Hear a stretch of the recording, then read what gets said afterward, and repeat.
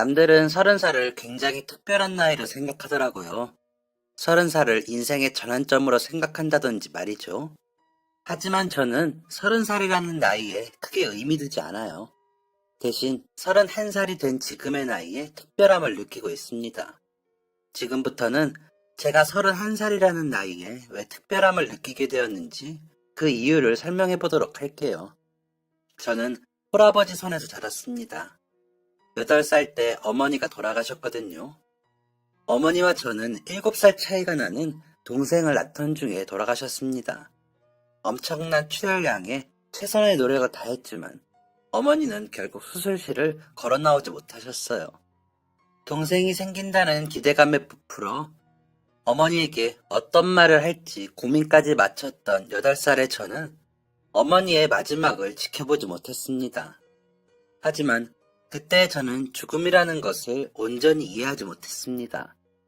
제가 이해한 죽음은 엄마를 다시 보지 못한다 라는 사실뿐이었습니다. 한 사람의 죽음은 남은 이들에게 얼마나 큰 아픔을 가져다 주는지는 차마 알지 못했죠. 죽음과 이별을 이해하게 된 지금의 나이가 되니 어머니를 생각할 때면 자연스레 아버지가 떠오릅니다.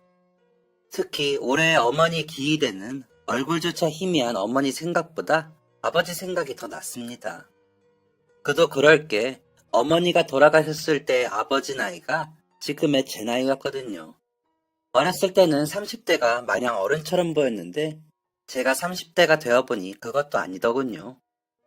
아내를 잃었던 당시 아버지의 나이가 되어보니 아버지가 얼마나 이를 악물고 악착같이 사셨는지 조금이나마 이해하게 되었습니다. 그래서 지금부터는 아버지가 지켜내신 저의 가족의 이야기를 해보려고 해요. 아버지의 두 번째 사랑에 관한 이야기와 함께 말이죠. 아버지는 어머니가 돌아가신 후 그 어떤 여자도 만나지 않으셨습니다. 어머니와 아버지는 동네에서 함께 나고 자라 연인이 되어 결혼한 경우였거든요. 평생 동안 사랑해온 어머니를 한순간에 잃었으니 얼마나 가슴이 아팠을까요? 아마 아버지에게는 누군가를 만나 다시 사랑할 여유가 없으셨을 겁니다. 하지만 저와 동생을 향한 사랑만큼은 차고 넘치셨어요. 어릴 적부터 제 꿈은 아버지 같은 사람을 만나 결혼하는 것이었으니 아버지가 얼마나 다정하셨는지 상상하실 수 있겠죠. 저는 아버지 손에서 자라며 단 한 번도 어머니의 부재를 느낀 적이 없습니다. 물론 어머니가 그립기는 했지만 어머니가 없어서 남들이 누리는 것들을 못 누리지는 못했어요. 예를 들자면 어머니가 해주시는 예쁜 도시락과 예쁜 헤어스타일 같은 것들 말이죠. 아버지는 제가 소풍이라도 가는 날에는 보름 전부터 도시락 싸기를 준비하셨습니다. 딸 기죽이지 않겠다며 온갖 자료들을 긁어모아 예쁜 도시락 싸기 연습을 하셨죠. 물론 대부분의 연습작들은 엉망이 되었고 엉망이 된 연습 작품은 아버지의 뱃속으로 들어가기 마련이었지만 막상 소풍 당일이 되면 아버지는 누구보다 화려하고 먹음직스러운 도시락을 준비해 주셨어요. 아버지가 싸주신 도시락을 들고 가면 저는 그날의 스타가 되어 있었습니다. 초등학교에 들어가기 전까지만 해도 저의 헤어스타일은 똑 단발이었습니다. 제가 그 머리 스타일을 고집했거든요. 그런데 학교에 들어가 보니 긴 머리를 예쁘게 묶은 친구들이 참 많더라고요. 그때부터 저는 머리를 자르지 않았습니다. 양갈래 머리도 해야 하고 하나로 묶은 머리도 해야 하고 따은 머리도 해야 하고 리본 달린 머리망도 써야 하는데 짧은 머리로는 이것들이 불가능했으니까요. 아버지는 갑자기 머리를 기르겠다는 저의 선언에 굉장히 당황해 하셨습니다. 아버지는 무남동녀의 여자 머리를 꾸며본 적 없는 분이셨거든요. 할 줄 아는 거라고는 짧은 제 머리에 똑딱핀을 달아주는 것 정도였습니다. 제가 머리를 기르겠다고 선언한 지 이틀째 되던 날, 저희 집에는 미용실에서나 볼 법한 가짜 사람 머리가 놓여 있었습니다. 바로 아버지의 연습 대상이었어요. 퇴근한 아버지는 항상 그 가짜 머리를 붙잡고 연습을 하셨습니다. 지금이야 유튜브 같은 것들을 통해 쉽게 배울 수 있지만 그때는 그런 것도 없었어요. 아버지는 회사에 있는 아주머니 동료들에게 머리 닦는 방법을 속성으로 배워 집에서 연습하고 나셨습니다. 아버지가 마네킹 머리를 건들면 마네킹 머리는 난리가 났어요. 1시간 동안 마네킹 머리를 만지고 나면 마네킹 머리는 산발이 되어서 또 1시간 동안 정리를 해야 했죠. 하지만 아버지는 또 해내셨습니다. 제 머리가 어깨를 넘어 묶을 수 있을 정도의 길이가 되었을 때 아버지는 제 머리를 예쁘게 양갈래로 묶어주셨어요. 아버지의 노력은 여기서 그치지 않고 계속되었습니다. 이런저런 스타일을 연습하신 아버지는 결국 어떤 머리든 보자마자 흉내낼 수 있을 정도의 실력자가 되셨고, 저는 초등학교를 다니는 내내 아버지에게 이 머리 해달라, 저 머리 해달라를 요구하며 화려한 헤어스타일을 소화해낼 수 있었어요. 아버지는 동생에게도 지극정성이셨습니다. 그때는 아버지의 이런 노력을 당연하게만 생각했지만 저도 사회생활을 하고 나니 아버지가 얼마나 대단하셨는지 새삼 느껴지더라고요. 하루 종일 일을 하고 들어오면 피곤할 법도 한데 아버지는 꼭 요리를 해서 저녁을 먹이셨어요. 저녁 먹은 걸 치운 뒤에는 동생과 저를 씻기고 저와 동생이 잠들 때까지 시간을 함께 보내주셨죠. 저와 동생이 잠들고 나면 그 이후로는 머리 닦기 연습과 육아 공부를 하셨다고 합니다. 취업한 이후 아버지에게 이렇게 물어본 적이 있었어요. 아빠는 안 피곤했어? 나는 이 나이에도 일하고 들어오면 피곤해 죽겠는데. 아빠는 그때 30대 중후반이었잖아. 그것도 애 둘을 혼자 키워야 하는. 좀 쉬고 싶은 생각도 들었을 텐데 괜찮았던 거야? 제 질문에 아버지는 이렇게 대답하셨습니다. 엄청 힘들었지. 근데 그것도 지난 일이잖아. 지금 생각해보면 그냥 행복했던 것 같아. 기억은 미화되기 마련이라지만 아빠는 좀 특이한 것 같아. 어떻게 그걸 좋았다고만 기억해? 아버지는 이해가 되지 않는 듯한 제 말에 웃으며 대답하셨습니다. 나는 아빠잖아. 너는 아빠가 거저되는 줄 알아? 그 정도 노력을 해야지. 아버지와의 대화는 웃으며 마무리되었지만 저는 아버지의 웃음 뒤에 감추어진 시간들을 알았기에 마냥 웃을 수만은 없었어요. 아버지에게는 혹시 우리 애들이 엄마 없다고 무시라도 당하면 어떻게 하지? 엄마가 없다는 사실을 부끄럽게 여기게 되면 어떻게 하지? 와 같은 고민으로 점칠된 시간들이 존재했기 때문이죠. 사춘기 때 몇 번의 위기가 있긴 했지만 그 위기의 순간도 다행히 잘 넘어갔습니다. 지금 생각해도 아버지에게 감사해요. 그렇게 저는 무사히 10대 시절을 마친 뒤 대학에 입학하게 되었습니다. 대학을 서울로 갔기 때문에 20살이 된 저는 아버지와 13살짜리 동생만 둔 채 서울에서 자취를 시작했어요. 대학 입학을 하고 나니 신경 쓸 일 천지더라고요. 모임은 또 왜 이렇게 많은지. 저는 둘만 남은 아버지와 동생이 걱정도 되고 보고 싶었지만 3개월 동안 집으로 갈 수 없었습니다. 대학에 적응하는 일은 그렇게 어려운 일이었어요. 겨우겨우 본가에 올라간 날, 저는 아버지에게서 묘한 기류를 느꼈습니다. 어딘가 몽글몽글해 보인달까? 지금까지 아버지에게 한 번도 느껴지지 않은 분위기였어요. 저는 호기심을 참지 못하고 아버지에게 물었습니다. 아빠, 기분 좋아 보이네. 무슨 좋은 일이라도 있어? 저는 아버지가 아무렇지 않게 제 말에 대답을 해줄 거라고 생각했어요. 그런데 아버지의 반응은 굉장히 수상쩍었습니다. 아버지는 제 질문이 끝나자마자 화들짝 놀라며 손을 휘저었어요. 어?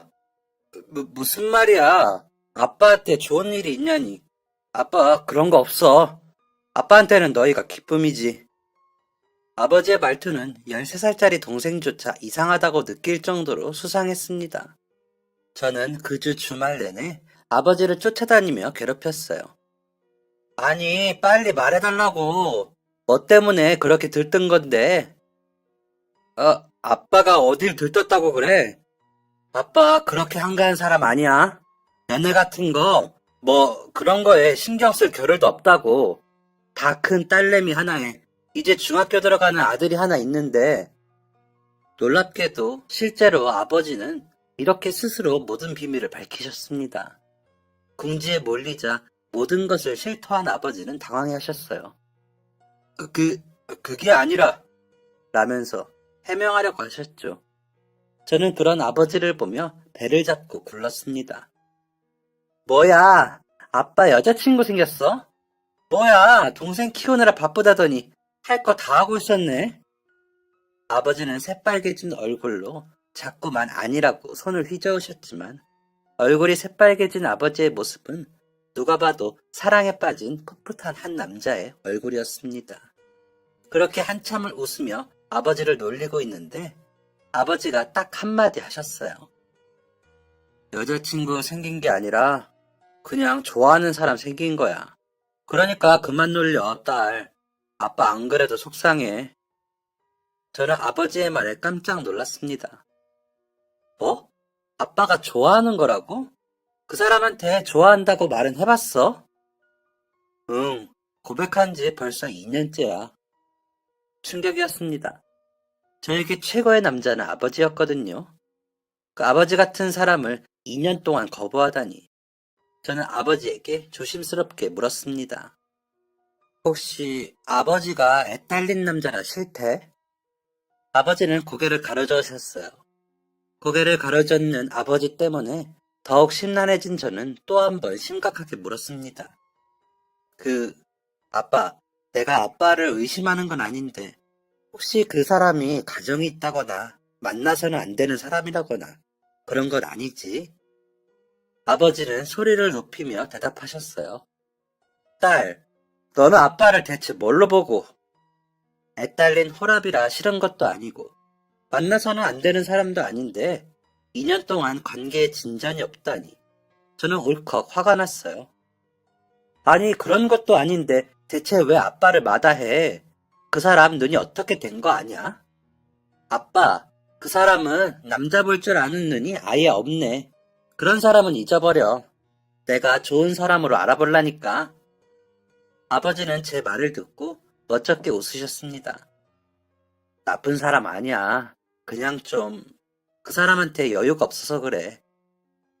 저는 그런 아버지의 모습에 상당한 안타까움을 느꼈습니다. 2년 동안 짝사랑했던 거라면 작년부터 마음을 키워왔다는 건데 입시 준비하느라 아버지에게 신경 쓰지 못한 저 스스로에게도 실망감이 들었어요. 그래서 다짐했습니다. 아빠, 내 생각에는 아빠가 연애한 지 오래됐잖아. 그래서 연애감이 좀 떨어진 것 같아. 내가 도와줄게. 아버지는 의아해하며 물으셨어요. 딸, 호의는 고마운데 너 그거 아니야? 모태솔로? 전곡을 찌르는 아버지의 말에 저는 주춤했지만 당당하게 말했어요. 그래도 여자 마음은 여자가 잘하는 거야. 그리고 나 공부 잘하는 거 알지? 내가 학교 공부만 열심히 한 것 같아. 걱정 마, 아빠. 나만 믿어. 아버지를 겨우 설득한 저는 아버지를 앉혀둔 후 아버지가 짝사랑한다는 분에 대한 정보를 물었습니다. 나이 차이는 얼마나 나? 아빠랑 별로 차이 안 나지? 아버지는 이상하게 우물쭈물 하셨어요. 아니, 이런 기본적인 것도 말을 안 해주면 어떻게 해? 빨리 말해줘. 9살. 뭐? 9살 차이 난다고. 저는 기겁하며 말했습니다. 아빠, 완전 도둑이네. 당시 아버지의 나이는 43세. 아버지보다 9살 어리다는 그분의 나이는 34살이었죠. 아버지는 경악하는 저를 보고 풀이 죽으셨습니다. 나도 알아. 그래서 더 조심스러운 것도 있고. 그런데 하나 둘 챙겨주다 보니까 자꾸만 마음이 가서. 아유, 됐다. 이제 20살 먹은 딸한테 이게 무슨 주책이야. 아빠한테는 너희 둘만 있으면 돼. 그러니까 아빠 연애사는 아빠가 알아서 할게. 한창 이런 쪽에 관심 많을 20살의 저는 가장 사랑하는 아버지의 연애사를 두고만 볼 수 없었어요. 그 뒤로 저의 연애 코치는 시작되었습니다. 아버지의 말씀대로 9살 연하의 여성분은 여러 가지 이유 때문에 아버지와의 만남을 주저하고 계셨어요. 그때는 그 이유를 잘 알지 못했지만요. 하지만 여러 가지 노력 덕에 1년 후 여자분은 결국 아버지의 마음을 받아들이셨고 두 분은 속전속결로 부부의 연을 맺게 되었습니다. 실제로는 엄마라고 부르지만 이해를 위해 새어머니라고 표현하도록 할게요. 두 분의 결혼식은 본가 주변에 있는 작고 예쁜 식당에서 이루어졌어요. 하얗고 우아한 드레스를 입은 새어머니를 보며 행복한 웃음을 짓던 아버지의 미소가 잊히지 않네요. 새어머니는 제 생각보다도 너무나 좋은 분이셨어요. 제 인생에서 좋은 사람은 아버지뿐이었는데 아버지보다 더 착한 분이셨죠. 다정하신 것뿐만 아니라 말투 하나하나에 애정이 가득하셨습니다. 제가 새어머니에게 더욱 감사한 것은 제 동생 때문이에요. 저는 대학 때문에 자취를 해서 집에 자주 내려가지 못했어요. 그런데 집에 갈 때마다 중학생인 동생이 묘하게 날카로워지더라고요.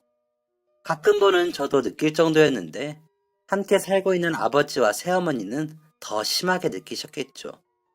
저는 그런 동생을 볼 때마다 동생을 어르고 달랬습니다. 하지만 동생은 누나가 신경 쓸 일 아니잖아. 내 일은 내가 알아서 해. 라며 제 말을 무시하기 일쑤였습니다. 아버지에게도 마찬가지로 행동했다고 하더라고요. 이 정도로 예민한 사춘기를 보냈던 동생이 누그러진 건 바로 새어머니 덕분이었습니다. 새어머니는 아버지가 미안할 정도로 동생을 잘 돌봐주셨다고 해요. 예민하게 구는 이유가 아버지의 재혼 때문은 아니었던 동생은 그런 새어머니의 진심 어린 행동에 조금씩 마음을 열기 시작했고 나중에는 마음속 깊은 데 있는 고민도 털어놓을 정도로 새어머니와 관계가 가까워졌다고 합니다. 동생은 시간이 좀 지나고 나서야 그때 이야기를 하더라고요. 왜 그렇게 예민했는지 모르겠어. 세상 모든 게 다 못마땅해 보이는데 새어머니가 너무 잘해주시니까 나중에는 예민하게 구는 게 민망하더라고. 저희 가족은 아직도 그때의 동생 이야기를 하며 몇 시간씩 수다를 떨곤 합니다. 그렇게 동생이 무사히 사춘기를 지나 보내게 되고 대학을 졸업한 저는 본가로 돌아오게 되었습니다. 제가 21살 때 두 분이 결혼을 하셨으니 3년 만에 새어머니와 한 지붕에서 살게 된 것이었죠. 그런데 본가에 올라온 저는 새어머니의 분위기가 묘하게 가라앉은 것을 느꼈습니다. 무슨 일이 있으신 건지 대놓고 묻기도 하고 은근슬쩍 돌려 묻기도 했지만 새어머니는 괜찮다며 미소 지으실 뿐 이유를 말씀해주지 않으셨습니다. 아버지는 무언가를 아는 듯 했지만 아버지도 말씀을 아끼시는 듯 해서 저는 새어머니에게 무슨 일이 있는지 더 이상 묻지 않았습니다. 때가 되면 말씀해 주시겠지 생각만 했죠. 한 가지 확실한 건 아버지와 새어머니 사이에 문제가 있었던 건 아니라는 것입니다. 그렇게 저는 제가 할 수 있는 선에서 새어머니를 챙겨드렸어요. 취업 준비차 본가에 있는 것이었기 때문에 면접을 보러 서울에 다녀올 때마다 새어머니가 좋아하시는 디저트류도 사다 드린다든지 아버지가 주말에 출근하시면 적적한 새어머니의 말동무가 되어드렸죠. 하지만 새어머니의 어두운 기색은 사라질 기미가 보이지 않았어요. 저와 함께 있을 때면 환하게 웃으시다가도 방으로 들어가시면 조용히 한숨을 내쉬곤 하셨거든요. 새어머니에게 벌어진 일을 알게 된 것은 아주 우연한 계기였습니다. 취업 준비를 비롯해 독립 준비를 하느라 가족관계 증명서가 필요한 날이었어요. 제 가족관계 증명서를 출력해 제출했는데 제 기준 가족관계 증명서가 아니라 부모님 기준의 가족관계 증명서도 필요하다고 하더라고요. 자식들은 떼어볼 수 있다기에 급했던 저는 동사무소로 가서 해당 서류를 발급받았습니다. 그런데 저는 가족관계 증명서를 잘못 발급받은 줄 알았어요. 저 이거 잘못 나온 것 같은데요?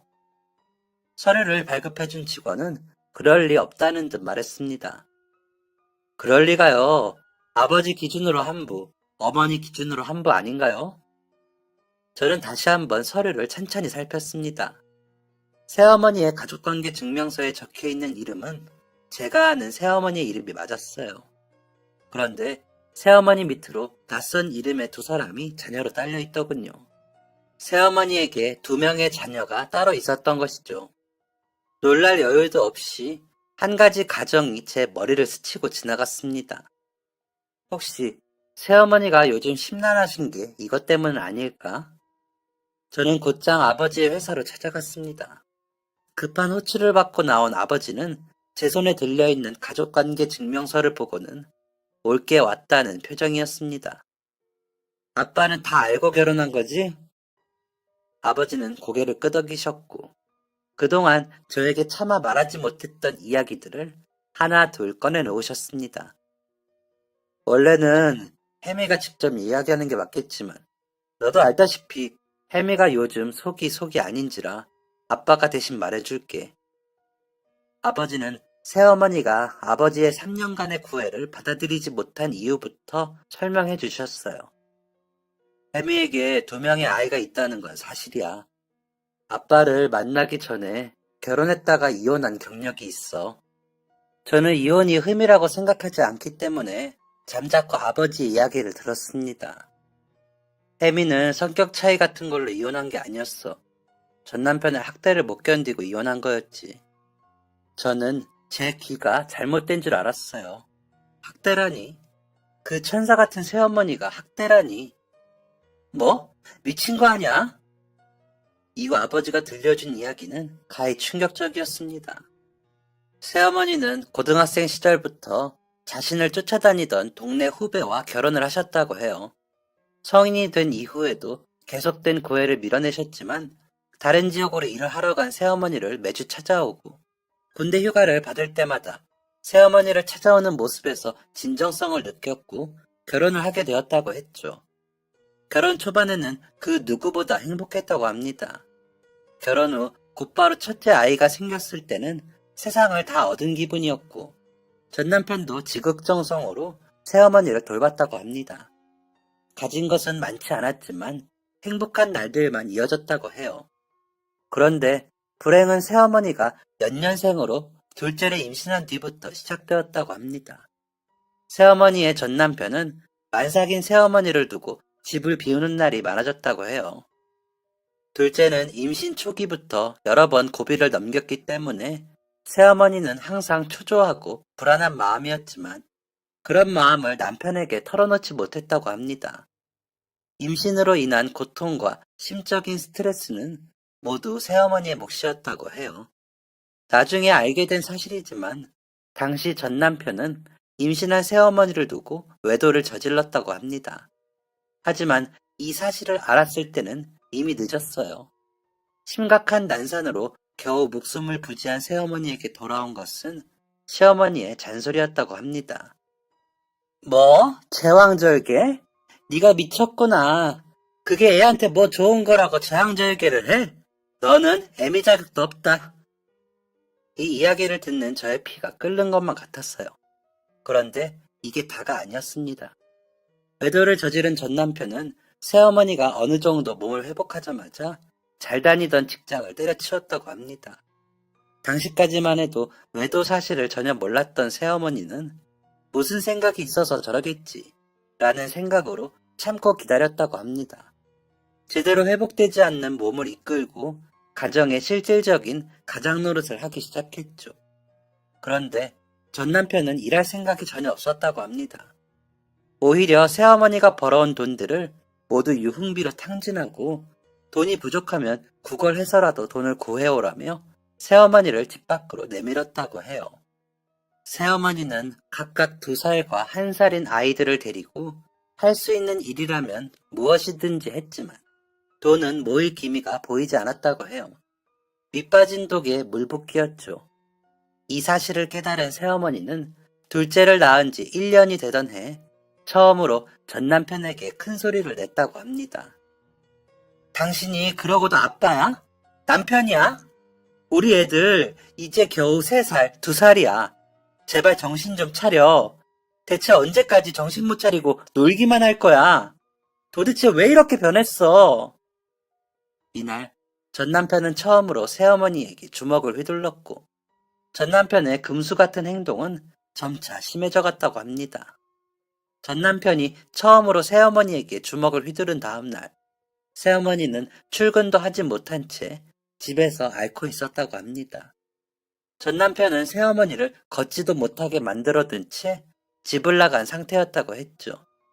숨이 넘어갈 듯 우는 두 아이를 겨우 달랜 새어머니는 동이 틀 무렵 겨우 잠에 드셨다고 해요. 그런데 그때 쾅 하는 소리와 함께 집문이 열렸다고 합니다. 새어머니는 잔뜩 겁에 질린 채 문을 보았고 활짝 열린 문 밖에는 시어머니와 전 남편이 서 있었다고 해요. 시어머니는 겨우 몸을 일으킨 새어머니의 머리채를 휘어잡았고 새어머니를 집 밖으로 내쫓았다고 합니다. 어머니, 왜 이러세요? 라는 새어머니의 외침이 들리지도 않았는지 시어머니는 자신의 아들과 함께 집 안으로 들어가 문을 거칠게 걸어 잠궜죠. 얼마 지나지 않아 집안에서는 아이들의 자지러지는 울음소리가 들렸다고 합니다. 전날의 충격에 가시지 않은 새어머니는 손톱에서 피가 날 듯 문을 긁으며 빌었다고 해요. 제발 아이들은 그냥 두세요. 제가 잘못했어요.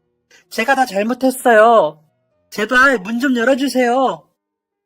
무언가를 때려부수는 소리, 아이들의 울음소리, 새어머니의 절규소리가 온 동네를 울렸지만 그 누구도 도움을 주지 않았다고 합니다.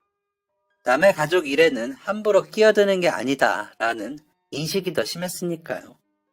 한참의 시간이 흐른 뒤 굳게 닫힌 현관문이 열렸고 시어머니와 전 남편은 아이들을 들쳐업은 채 집을 빠져나왔다고 합니다.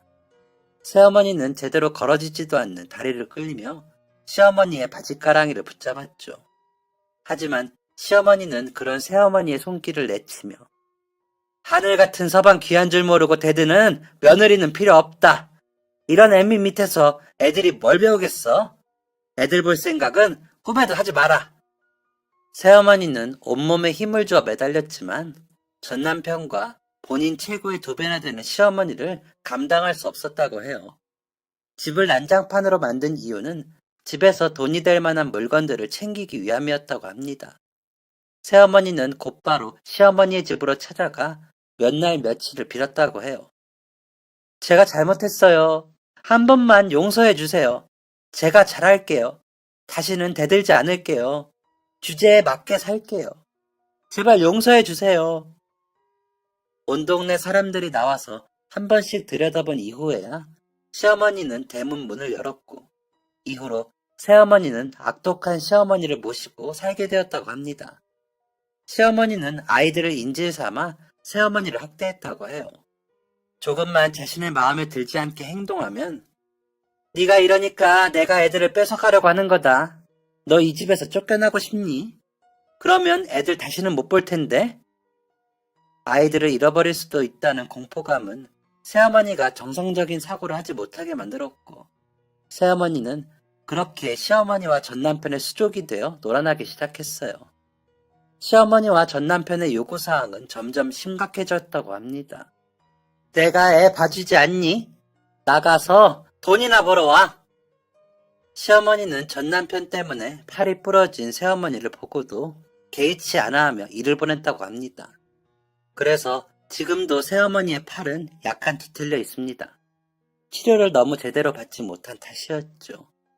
그렇게 지독한 학대는 2년 동안 이어졌다고 합니다. 지금의 저보다 3살이나 어렸던 28살의 새어머니는 어느 날 대로를 지나는 차들을 보며 이런 생각을 했다고 해요. 그냥 저기에 뛰어들어 버릴까? 아니, 물에 뛰어드는 게 더 확실할 수도 있겠다. 새어머니는 자신도 모르는 사이에 근처의 강으로 발걸음을 하고 있었다고 해요. 정처 없이 텅 빈 눈으로 걷던 새어머니를 깨운 건 누군가가 데리고 나온 아이의 울음소리였습니다. 어린아이의 목소리에 정신을 차린 새어머니는 그 자리에서 온몸에 소름이 돋는 걸 느끼며 이렇게 생각하셨다고 해요. 엄마라는 인간이 애들을 두고 죽을 생각을 해? 그 길로 집으로 돌아간 새어머니는 처음으로 이혼 이야기를 꺼냈다고 합니다.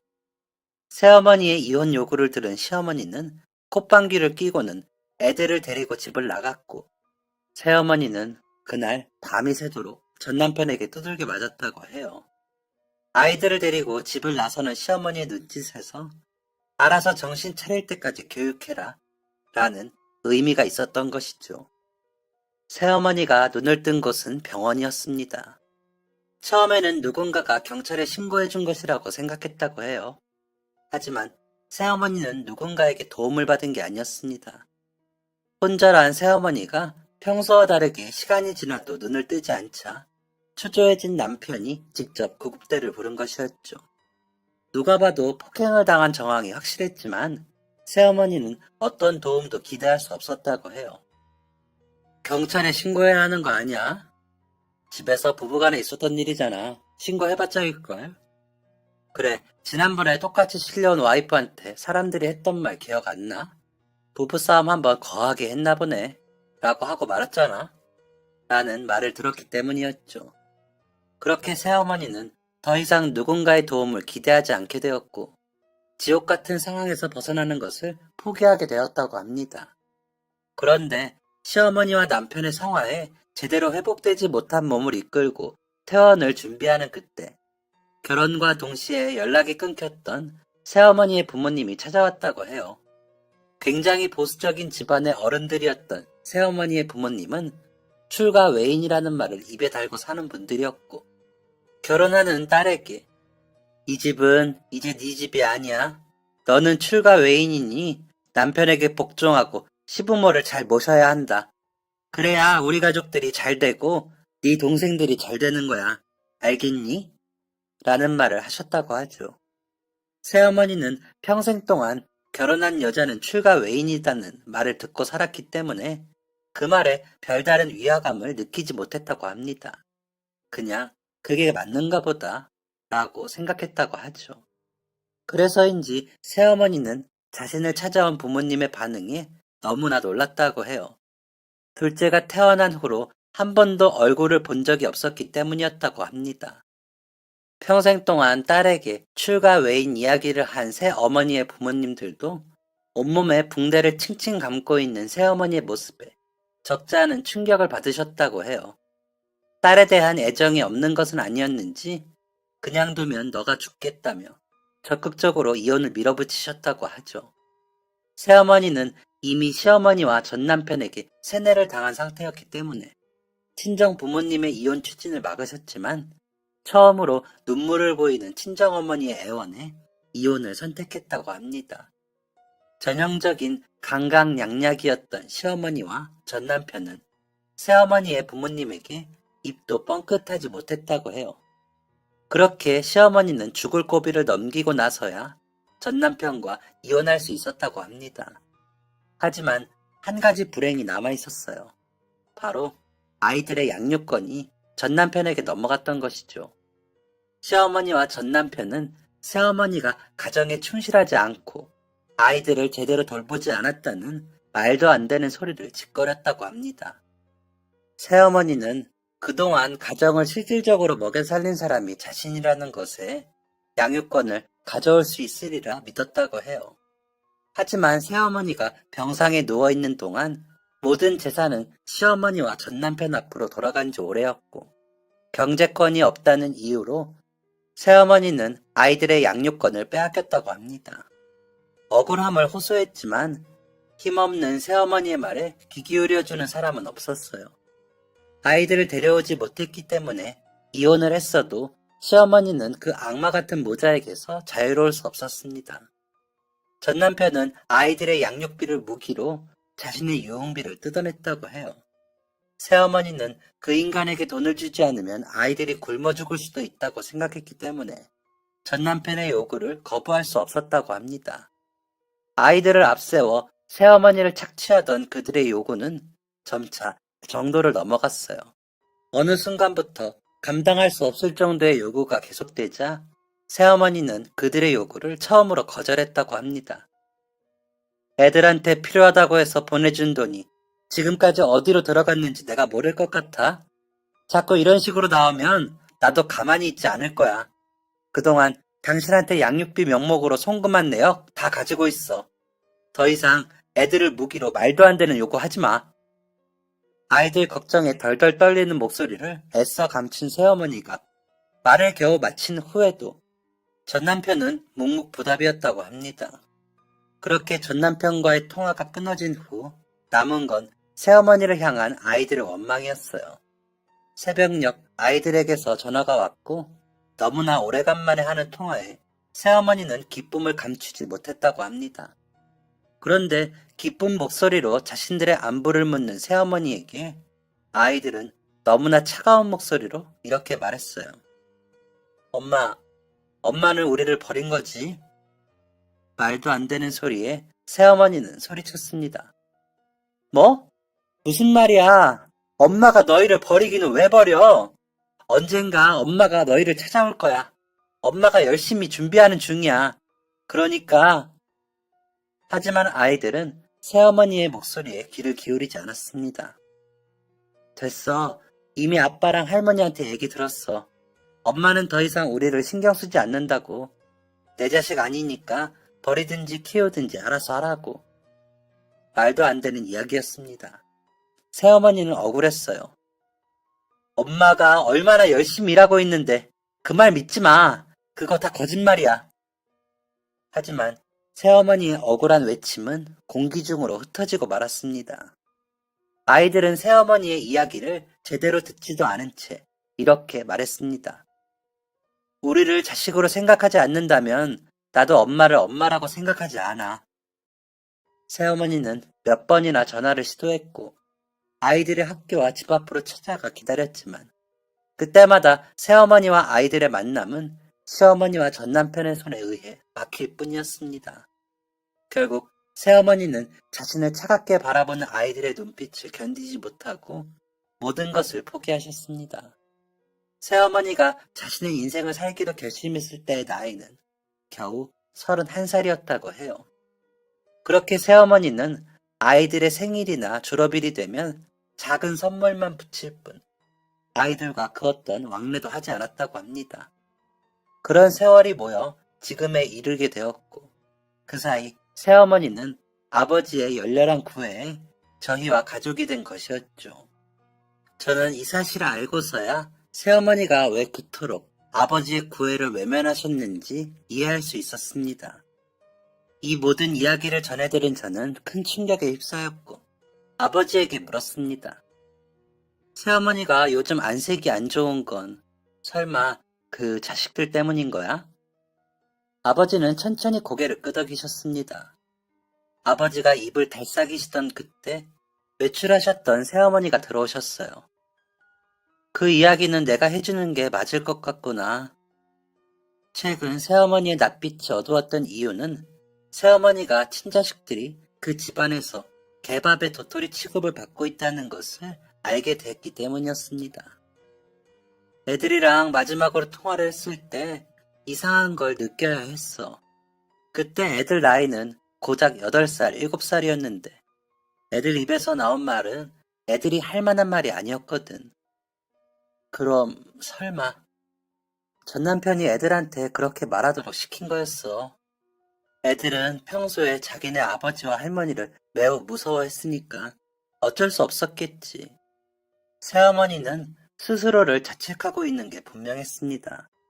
저는 그런 새어머니의 모습에 더욱 분노했어요. 그게 사람이 할 짓이에요? 아무리 새어머니가 미워도 그렇지. 어떻게 엄마와 자식 사이를 그런 식으로 멀어지게 해요? 새어머니는 한숨을 푹 쉬며 대답하셨습니다. 그렇게 하면 내가 예전처럼 돈을 줄 줄 알았나 봐. 애들한테 엄마로 인정받고 싶으면 잠자코 돈을 보내라는 속셈이었을 거야. 그런데 본인들 뜻대로 되지 않았잖아요. 그러면 지금 아이들이 어떻게 살고 있는지는 나도 최근에 알게 됐어. 제대로 보살핌도 못 받고 버리지 못해서 키운 지 오래됐다더라. 애들은 몇 살인데요? 새어머니는 주춤거리며 대답했습니다. 큰애는 14살, 작은애는 13살. 저는 기겁했습니다. 그 작은 아이들을 방치하듯 키우다니 인간 같지도 않은 그들의 행동에 이가 갈렸어요. 저는 곧바로 소리쳤습니다. 그럼 당장 아이들을 데려와야지. 뭐 하는 거예요? 제 대답에 아버지와 새어머니는 굉장히 놀란 듯 했습니다. 특히 새어머니의 눈에는 금세 눈물이 가득 찼죠. 괜찮은 거니? 재혼 여인 내가 네 아버지와 결혼을 하고 심지어 이전 결혼해서 낳은 아이가 둘이나 있다는 걸 이제야 말한 건데. 새어머니가 그렇게 말씀하시는 것도 이해가 갔지만 아무렴 저에게 그런 사실은 아무 상관이 없었습니다. 엄마가 그러셨잖아요. 가족이라면 어떤 허물이라도 보듬어 줄 줄 알아야 한다고. 제가 엄마 손에서 자라면서 배운 건 그거였어요. 피가 섞이지는 않았더라도 엄마는 제 엄마예요. 엄마가 저를 보듬어 주셨던 것처럼 저도 어머니를 보듬을 수 있도록 해주세요. 새어머니는 더 이상 울음을 참지 못하셨습니다. 아버지와 저, 새어머니가 부둥켜 안고 울고 있을 때 귀가한 동생은 깜짝 놀라며 상황을 물었고 같은 이야기를 전해들은 동생도 저와 마찬가지의 반응을 보였습니다. 이후부터는 모든 것이 착착 진행됐어요. 당시 저는 갓 대학을 졸업한 24살의 취준생이었기 때문에 시간이 아주 많았습니다. 그래서 저는 새어머니와 아버지를 대신해 새어머니의 친자식들을 돌려받기 위해 온 동네를 휘젓고 다녔어요. 제가 직접 목격한 결과 아이들의 생활은 비참하기 짝이 없었습니다. 한창 클 나이에 영양소 섭취를 제대로 못한 것인지 몸무게는 평균 몸무게에 한참 못 미쳐 보였고 소매와 바짓단은 한마디 이상 짧았죠. 게다가 친아버지라는 작자는 알코올 중독에 할머니라는 작자는 도박 중독이었어요. 이런 상황이었다 보니 아이들을 데려오는 일은 큰 문제 없이 진행되었습니다. 하지만 만약을 대비해 준비해둔 법적 조치는 필요조차 없었습니다. 아이들을 데려가겠다는 저희 가족의 통보에 선뜻 아이들을 데려가기 허락했기 때문이었죠. 아이들을 무기 삼아 돈을 요구했던 과거를 이미 들었었기 때문에 저희 가족은 매우 당황했습니다. 또 다른 꿍꿍이가 있는 건 아닌지 불안함에 잠도 못 이뤘죠. 하지만 그들은 정말로 아이들을 하루빨리 데려가길 원했어요. 마치 저주받은 골동품을 넘기는 듯한 모양새에 분노가 치밀었지만 꾹 참았습니다. 아이들을 앞세워 돈을 요구할 정신도 없을 정도로 막장 인생을 살고 있는 사람들을 자극해서는 좋을 게 없다고 생각했기 때문이죠. 그들은 아이들에 대한 모든 친권을 포기하고 다시는 아이들의 눈앞에 나타나지 않는다는 각서에 서명까지 했습니다. 아이들이 성인이 되고 났을 때 버릴 꿍꿍이가 있는지 잠시 멈칫하긴 했지만 곧장 각서에 지장을 찍었죠. 짐이랄 것도 없는 아이들의 짐을 챙겨 그 악마 속으로 빠져나올 때 이웃에게 듣기로는 아이들이 사춘기에 접어들고 사람들의 인식이 변하면서 아이들을 방치하듯 키우는 전 남편과 시어머니를 향한 좋지 않은 시선이 생겨났다고 합니다. 그들은 평생 살아온 동네에서 그런 시선을 받는 것이 퍽 신경 쓰였던 모양이에요. 이후 아이들은 법적인 입양 절차를 따라 정식으로 저희 가족이 되었습니다. 갑자기 생긴 다 큰 동생 2명에게 적응하는 것은 쉽지 않았지만 나름 즐거웠어요. 호의와 친절을 어색해하는 아이들의 모습을 보자면 가슴이 많이 아팠지만 저희 가족이 새어머니에게 받은 사랑을 생각하며 저와 동생, 아버지는 아이들에게 최선을 다했습니다. 아이들은 아버지를 어려워했어요. 사실 아버지뿐만이 아니라 모든 성인 남자들을 두려워했죠. 아이들이 정식으로 가족이 된 날, 저희 가족은 파티를 열었습니다. 저는 밖에서 아버지와 새어머니가 평소에 즐겨 드시는 와인을 사왔죠. 코르크 마개를 따는 모습이 신기했는지 큰아이가 머뭇거리며 제 곁으로 오더군요. 신기해? 큰아이는 수줍게 고개를 끄덕였습니다. 나중에 너가 열어볼 수 있게 해줄게. 지금은 좀 위험할 수 있거든. 그렇게 마개를 열고 잔에 와인을 따르는데 큰아이는 와인의 맛을 궁금해했습니다. 그런데 무슨 맛이에요? 포도주스인가? 아무래도 와인을 처음 본 듯한 모습이 귀여워 저는 친절히 대답해 주었습니다. 과일로 만든 건긴 한데 포도주스 맛은 아니야. 그리고 너 이거 먹으려면 한참 기다려야 돼. 이거 술이야. 저는 와인을 따르느라 여념이 없었습니다. 한참을 지나도 큰아이의 대답이 돌아오지 않자 저는 고개를 돌리며 물었습니다. 왜? 정 궁금하면 냄새라도. 고개를 돌린 곳에는 사색이 된 채 서 있는 큰아이가 있었어요. 귀신이라도 본 듯한 얼굴에 저는 너무나 놀랐습니다.